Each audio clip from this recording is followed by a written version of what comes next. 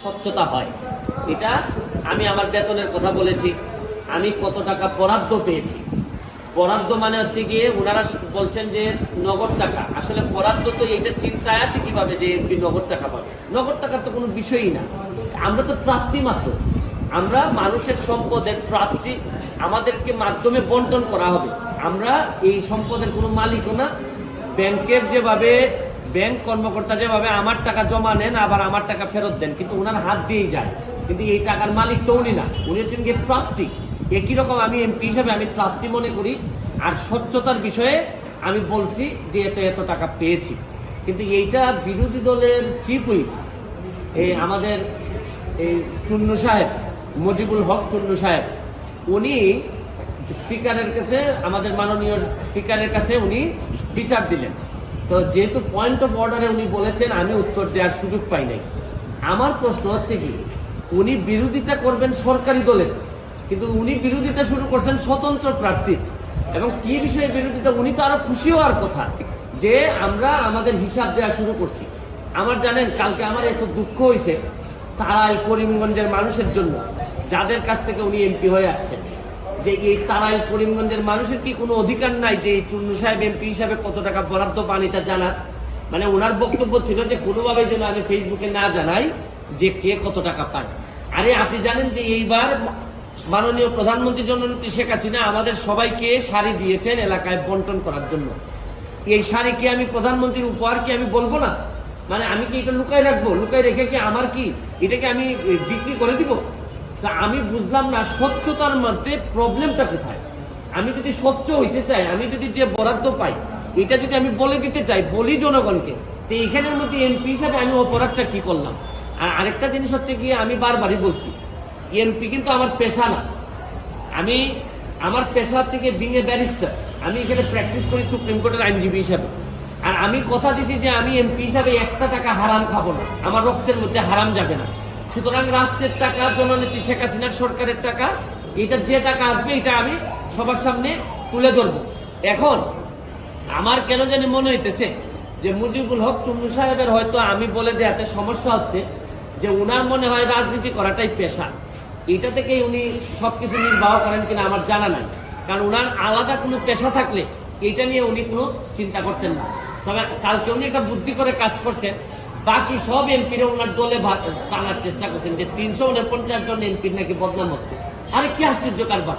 একটা মানুষ এমপি হওয়ার পর তার বরাদ্দ সে বলবে না যে আপনার জনগণের এই বরাদ্দ আসছে, আপনারা আপনারটা ভাগ করে নেবেন। এটার বলার মধ্যে শুনেন, এই মুজিবুল হক চুন্নু সাহেব সম্ভবত এই প্রথম বঙ্গবন্ধুর একজন আদর্শের সৈনিকের মুখোমুখি হয়েছেন।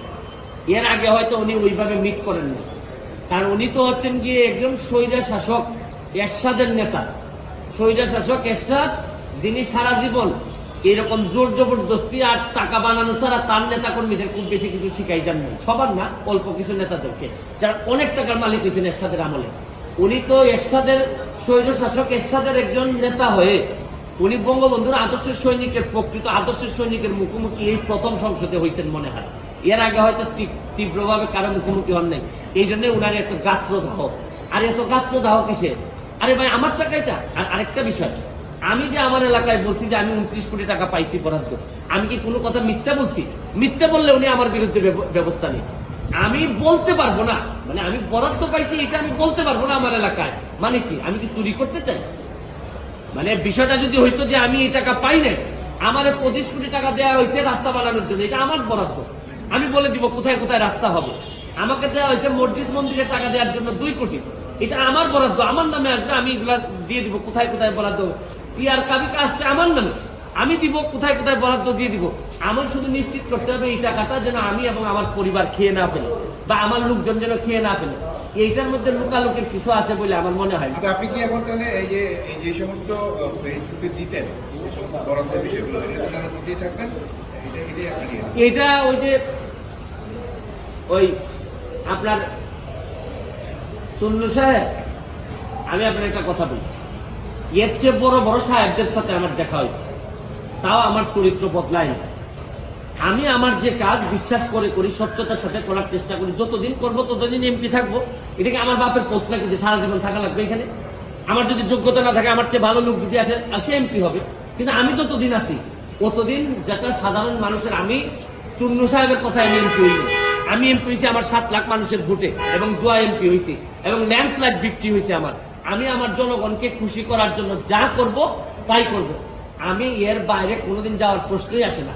এটা তো শুনেন, আচ্ছা, আপনাকে তো বলছে যে স্পিকারের কাছে বলেছে যে উনি যেন আপনাকে ডেকে বলেন, যদি স্পিকার আপনাকে ডাকেন তাহলে আপনার অবস্থান কি হবে? অবস্থান পরিষ্কার। আমি আমার যে বক্তব্য আপনাদের সামনে দিলাম, এই বক্তব্য আমার মাননীয় স্পিকারের সামনে দিব। সেই এখানের মধ্যে আলাদা হওয়ার কোনো সুযোগ নাই। তবে আমার বিশ্বাস, এই যে এই মুজিবুল হক চুন্নু সাহেবের যে ব্রেন আর যে অবস্থা, তার ব্যাপারে আমি যা শুনি তাতে আমার বিশ্বাস মাননীয় স্পিকারও জানেন তার অবস্থাটা কি। যে তারে সে যখন বক্তব্য দেয় আমি বুঝতেই পারি না কি বিরোধী দলের লোক বক্তব্য দিচ্ছে নাকি না সরকারি দল বক্তব্য দিচ্ছে। মানে এমন ভাবে সরকারের মধ্যে ঢুকে আছে এই ভদ্রলোকের বিরুদ্ধে। আরে ভাই, সবসময় সরকারি দলের সাপোর্ট করার জন্য তো মাঝে মধ্যে বিরোধিতা করতে হয়। সরকারি দলের মানে আপনি সবসময় ক্ষতি চাইবেন তা না। সরকারি দলের আরে বাপ তো মাঝে মধ্যে ছেলের সমালোচনা করে, ছেলে বাবার সমালোচনা করে। আমার তো মনে হয় যে এই চুন্নু সাহেবরা এমন ভাবে ভিতরে ঢুকছেন, এরা তাদের সব ক্ষমতা সম্পর্কে কিছু জানেও না, বুঝেও না। কেন যে বিরোধী দল হয়েছে আল্লাহ মাহবুদ জানে। এরা 11 জন আর আমরা স্বতন্ত্র আছি 62 জন। আমরা তো হিসাবেতে আমরাই বিরোধী দল হওয়ার কথা, কিন্তু এখন কারণে ও কারণে আমরা যেহেতু ওনারা একটা দল হিসাবে আসছেন তা আমরা ওনারা মেনে নিছি।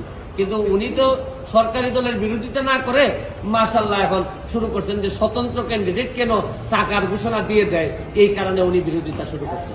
আমার এখন তারাইলার করিমগঞ্জবাসীর জন্য আল্লাহর কাছে দোয়া করা ছাড়া আপাতত আর কোনো পথ না।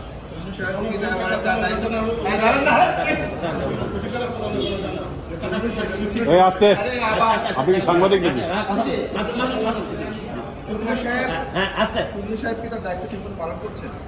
আমি তো উনার দায়িত্ব কিভাবে পালন করছেন আমি জানি না। আপনাদেরকে একটা নমুনা দিলাম। উনার দায়িত্ব ছিল হচ্ছে বিরোধী দল হবে, সরকারের সমালোচনা করবে, সরকার যেন সঠিকভাবে চলতে পারে, দেশে যেন দুর্নীতি মুক্ত হয়, এইগুলার জন্য উনি প্রতিবাদ করবে। এটাই বিরোধী দলের দায়িত্ব বলে জানি। বিরোধী দলের দায়িত্ব যে স্বতন্ত্র, যে একটু ভালো কাজ করতে চায়, সৎ হইতে চায়, তারা যে চাপটি মারিয়া ধরে সংসদ থেকে বের করে দেওয়ার প্ল্যান করছেন, এটা তো আমার জানা ছিল না। আমার মনে হয় না এটা কোনো পৃথিবীর কোনো জায়গায় বিরোধী দলের দায়িত্ব এটা হইতে পারে। আমার এটা জানা। Thank you. প্রথম কি বলছেন আমরা থ্যাংক ইউ।